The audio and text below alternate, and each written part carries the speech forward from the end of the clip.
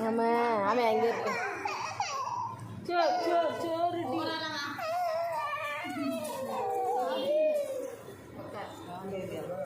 ஆஹா ஏம்மா ஏன்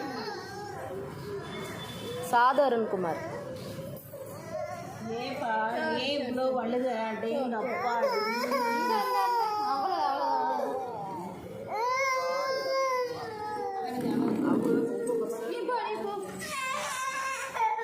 உங்க பிள்ளைய கொடுத்து இல்லையா கண்ணு அங்கே வந்துட்டாங்க.